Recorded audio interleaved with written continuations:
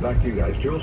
All right, thank you, Ed. Let's get to our guest, Mary Nicola, Senior Vice President and Global Multi-Asset Portfolio Manager at Pinebridge Investments, joining us from Singapore. A lot to talk about, but I want to get your first reaction into the fact that we just saw the Bank of Korea have that smaller than expected interest rate hike, while yesterday the RBNZ had a jumbo 75 basis point hike. All of this really trying to rein in inflation.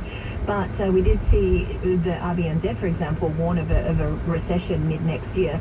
How are you viewing the complicated central bank picture across Asia? Yeah, I think, as you rightly said it, all the different central banks have been on a different trajectory here, largely because of what the inflation picture looks in the region. So, for example, you take Singapore. Singapore has been quite aggressive in moving ahead and trying to battle inflation. So they've been more, I guess, front-loading. So we've seen a lot of front-loading from certain central banks, as long as the inflation picture looks to be concerning. So, but now that inflation is picking up across the region, central banks will have to react. And of course, the key thing now is, especially coming from the Fed, will the Fed slow down? We've already seen a slowdown from the RBA, we've seen a slowdown from the BOC, but again, it all depends on where they are in their hiking cycle, and some have been front-loading and more aggressive than others. So where do you see the Fed ending this aggressive tightening? So we're looking at rates to settle around 4.75 to 5%. So we think rates will settle in that region, but they're going to stay high for a while. In that inflation remains sticky. We still have inflationary pressures coming in when you see from up and from it, which obviously means that it's going to last and linger a lot longer. So of course, keeping rates high is going to be the key thing to wring out inflation. Now, I noticed that you are preferring the longer end of the curve, the 20 or 30 year. Just tell us, so in terms of the bond route that we've been seeing, how you kind of, I guess, mitigate some of these concerns when we're looking at when we see peak inflation.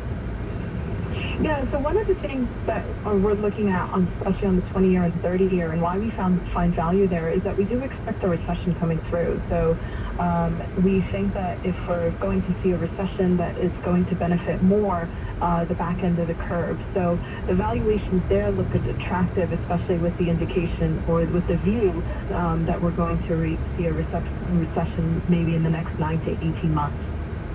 Do you see a recession weighing through across the APAC as well? And what about the changing picture of China's economy potentially opening up and giving a boon then to the overall global macro picture? Yeah, so I think if you look at Asia-Pac in general, I think that's going to be very sort of country-specific. So some countries are obviously doing better than others. Some, for example, take Japan. We haven't even seen a proper reopening or a robust reopening. Same thing with Hong Kong. So as they obviously reopen, things are going to be a lot different for their environmental outlook over the next 9 to 18 months. Obviously, if China opens up, let's say we're expecting maybe around, the end of Q2 into Q3 of next year, that would likely change the picture quite a bit, especially giving a boost for Asia overall. But we are seeing some pockets from China in terms of easing monetary policy. Some of the things that they've recently announced on the property sector have also been quite positive and should see that incremental improvement in growth overall. But of course, the key factor mitigating growth is going to still be the zero COVID policy. Yeah, and as we've been speaking all morning and to our earlier guest as well, even when you do finally see that path towards reopening, it's going to be messy, it's going to be protracted. With all of that in mind, you're defensive in your portfolio, you're underweight equities. Where are you looking for some outperformance if you're staying selective here? Yeah, so with the expectations that, we're expecting earnings to deteriorate further, we've been looking at some sort of pockets that will manage in an environment with high inflation and in an environment where growth slows. So where we're looking at is U.S. quality, so companies that have robust balance sheets, that also have strong, high ROEs. So, a lot of the companies that can pass on some of the prices to their consumers.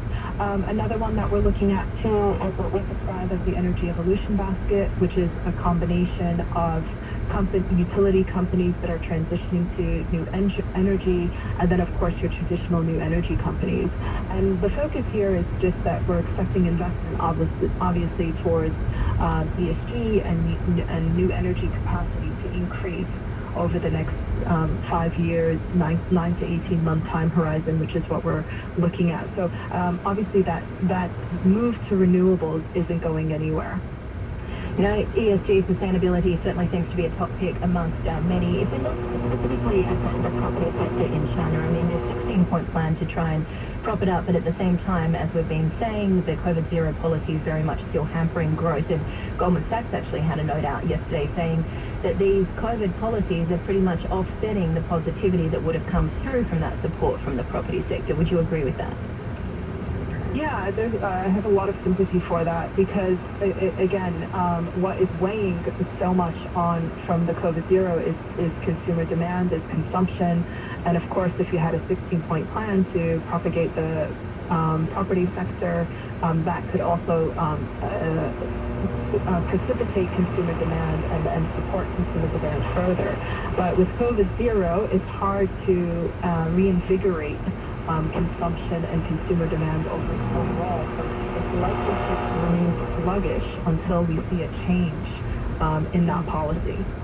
Always a pleasure, Mary. Mary Nicola, Senior Vice President and Global Multi-Asset Portfolio Manager at PineBridge Investments, joining us from Singapore here on Bloomberg Daybreak Asia.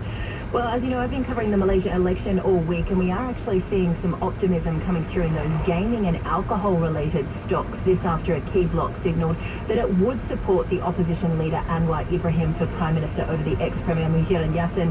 He could have formed an alliance with a more pro-Islamist faction, which would have seen an impact on those so-called SIM stocks. But the KLCI up 1.5%. This is Bloomberg.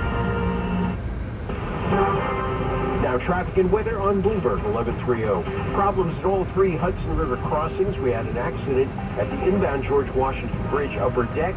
They cleared it quickly, but you got about a 5 to 10 minute wait there. And if you're using the outbound Lincoln, we had an accident there too. That is cleared now. And a stalled vehicle at the outbound Holland Tunnel. That one is cleared as well. But still about 20 to 25 minute delays outbound Lincoln and Holland Tunnels. And getting up to the George Washington Bridge, the West Side Highway is good.